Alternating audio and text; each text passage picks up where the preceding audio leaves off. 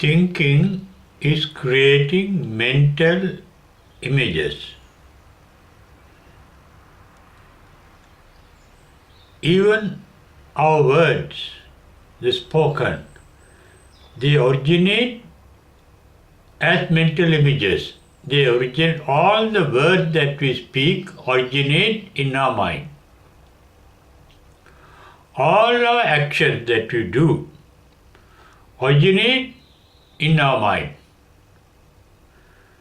That is what Buddha said in the Nibbedaka Sutta of Anguttara Nikaya, saying, Chetanaham bhikkhave kammang vadami, chetayitva kammang karoti, kayena vachaya manasa. Kamma here means activities, our activities. They are originated as mental images, that means they originate in our mind as our thinking. Thinking, as I mentioned earlier, is creating mental images. Chetanaham bhikkhave kammang vadami. All human activities originate in the mind, in the human mind. Chetayitva kammang karoti. People, human beings, act after thinking. They act by words. Kayena, by mind. Vachaya, by words. And also they act mentally. Thinking is mental activity. Speaking is a verbal activity. And doing things is a physical activity. All those activities, as I mentioned earlier, originate in the human mind. And all human creations have originated in the human mind. Not only human activities, even the God, in reality, the God did not create human beings, but human beings have created the God. God, we don't know where the God and what the God is, but the God in different religions is only a mental image, only an idea. Nobody has seen the real God as a real form. In some religions, God has no forms. For example, in Islam, the God has no form. In Hinduism, the God have different forms. There are different gods, thousands and thousands of gods in Hinduism. In the Hebrew religion, the Judaic religion, in Judaism, the God has no particular image, not even a word to denote the God. In reality, as I mentioned earlier, God is only created by the human mind. That is why different forms are given to different gods created by the human mind. Not only the God, human God, everything on this earth created by human beings have originated in the human mind. Therefore, human mind is a factory creating images that may or may not be manifested physically. Novels are created by the human mind. Poetry is created by the human mind. Painting is created by the human mind. Palatial buildings, beautiful buildings, they all are created by the human mind. Not only the human beings, even the God according to the Bible. For example, Genesis says, the God first think God thought, let there be light. And the light appeared. Before the God's creation, all the creations were mentally created. So is the human creations. They are created mentally. But mental creations are only ideas. They appear to be real, but not actually real. Before doing anything, we do the same thing mentally. Suppose we want to go from one place to another place. First, we get the idea of going from A to B. And that going, that traveling, take the form of a mental image. You go mentally before you go physically from A to B. If you want to build a house, you build the house mentally before you build the house physically. This thinking that is forming mental images is behind all human constructions as well as behind all destructions. Wars are created originally by the human mind. Quarrels are created before the human mind. Writing or blaming or praising, all are mental creations that we do. That is why Buddha advised to be on the guard of our mind, being on the guard. And guarding the mind is the Buddhist meditation.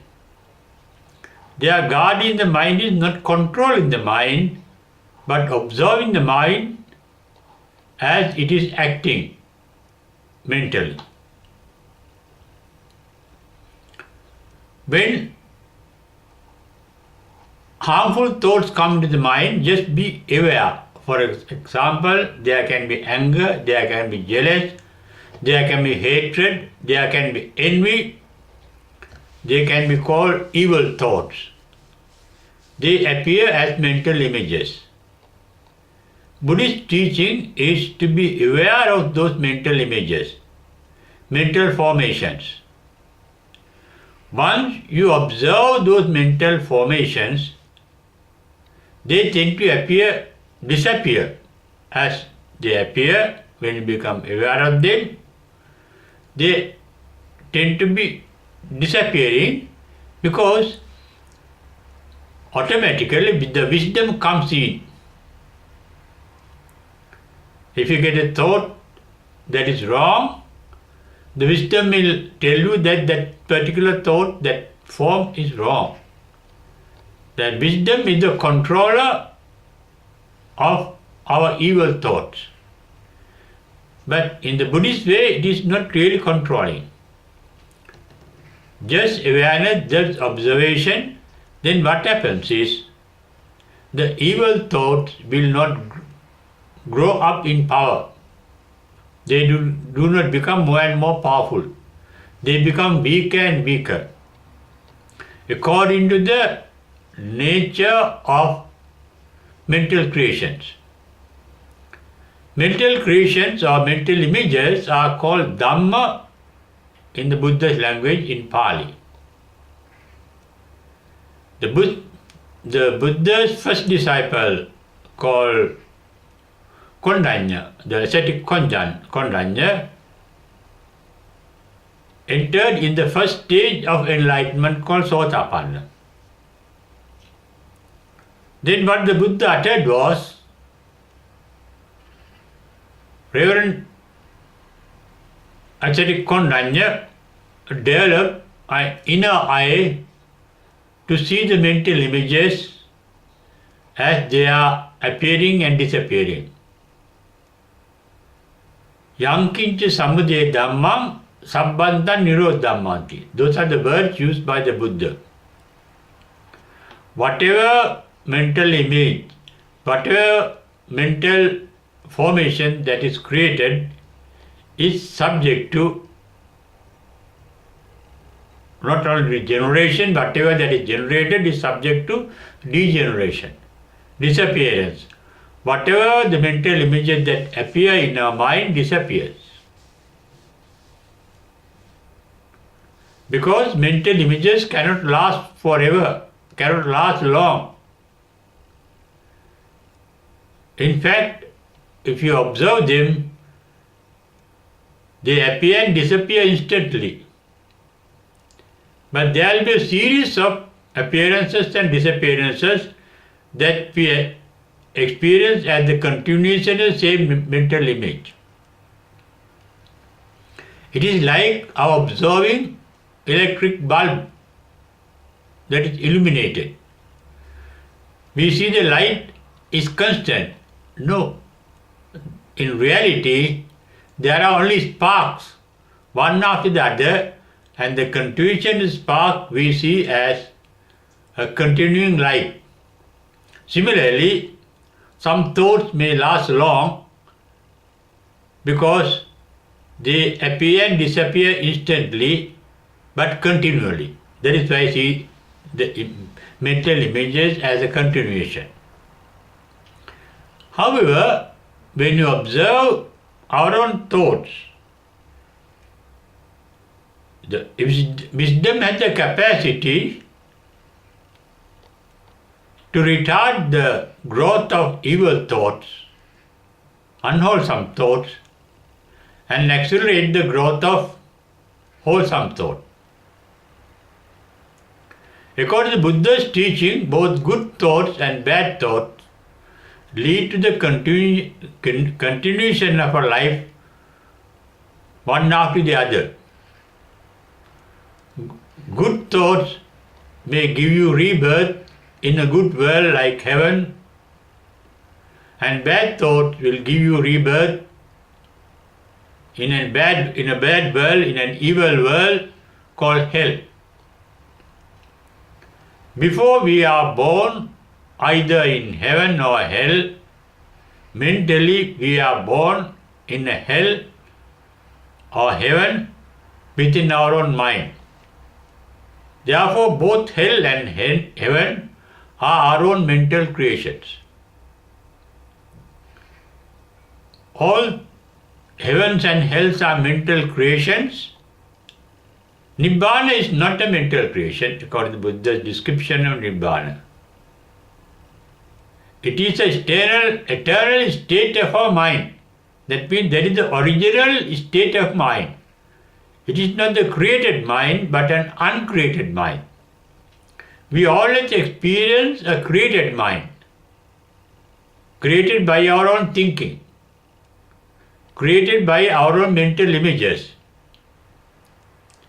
But Nirvana, the actual Nirvana, is not a mental image, according to Buddha. In the Tathanibbana Sutta, Buddha says, Atti Nibbutti. There is Nirvana, Atti, Ajatang. There is something that is not born. Abhutang, that is not manifested, that has not taken place as an event. Akatang, that is not done by somebody or oneself. Asamgatang, that is not composed of things that are available for the composition. And there is the original state. Therefore, our mind is originally in Nirvana, and we cover that original Nirvana with our own mental creations. Therefore, the Buddha advised not to get rid of mental creations, but to observe them, look at them mentally, seeing their appearances and disappearances. In that meditation, what will happen at the end is thinking ceases. That is what happened in the Buddha at the enlightenment according to his first paean of joy, which says, Visankara Gatan Chittam. Thinking ceased at the enlightenment. Thinking means creating mental images. All mental images, though they appear real, are not actual realities. They are only illusions. They are only mirages. They are only mental formations, not actual physical formations.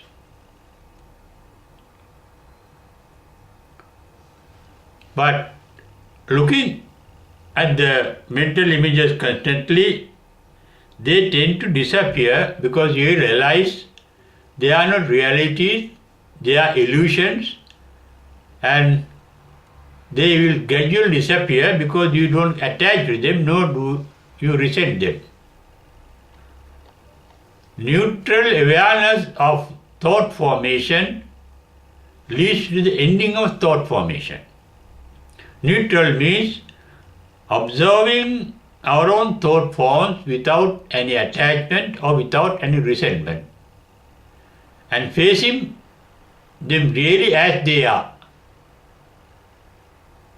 That is without ignorance, without moha, without getting illusioned by the mental illusions. Free from moha, free from ignorance means free from moha, that is referred to Buddha as Vita Moha. Free from attachment is referred to as Vita Raga. Raga is attachment. Free from raga or attachment means Vita Raga. Free from resentment means Vita Dosa. Dosa is resentment. Free from resentment is called Vita Dosa. The enlightened mind is free from attachment, resentment and ignorance or illusions. Therefore, there is no need of creating mental images. Our mind creates mental images of things that the mind is attached to. That means we think of things that you like or things that you dislike or things that we are illusioned, that we are not really aware, that we are ignorant of. Awareness is the basis of Buddhist meditation. Being aware of mental images, that means being aware of our thinking, is the way to cease thinking. Cessation of thinking is enlightenment. As Buddha explained in the first paean of Jai, says, Visankara Gatan Chitta. And that mind is an empty mind, that is why the Nirvana is referred to as Sunyata or Sunyata, emptiness. It is empty of the mental content. The mind is the real Nirvana in us. The original mind is the Nirvana, or what is behind the created mind. The mind images is the uncreated, unborn, unconditional state called Nirvana. To realize that, we have to penetrate through our imaginary mental world, our imaginary creations, beyond our thinking. Beyond thinking lies the wisdom, and beyond wisdom lies the Nirvana. Thinking is based on sensory experiences called knowledge that we are recorded in our brain. We cannot think without our knowledge. All our knowledge is imperfect because we know very little of everything. What we don't know, something we know, can be said much more than what we know. Even an expert who is specialized in some things knows very little when compared to what he does not know about the thing that he knows. Therefore, all our knowledge is based on ignorance. And beyond ignorance lies the wisdom to realize the real nature of our mental images. The basic real nature of our mental images are referred to as tilakkana in Pali, that is anicchata, dukkhata, anattata. They are dynamic. They are changing. Because they are changing, nothing can retain a permanent identity. They don't have a permanent identity on an illusion. That is what is said in the Yadanicca Sutta by the Buddha. Yadanittan tan dukkhan, yan dukkhan tadanatta. All our mental creations are born to decay and die in the mind. They are generated and they get generated automatically, and they get degenerated automatically, and they vanish as soon as they appear. Because they are illusions. And the reality behind is uncreated, unborn, undone, uncomposed. As Buddha said in the Tatinibbana Sutta, ajatam, abhutam, akatam, asankatam. Realization of that state, that reality, actual reality, is called enlightenment, and we all have the inborn capacity called wisdom to realize that state that is beyond all our mental creations.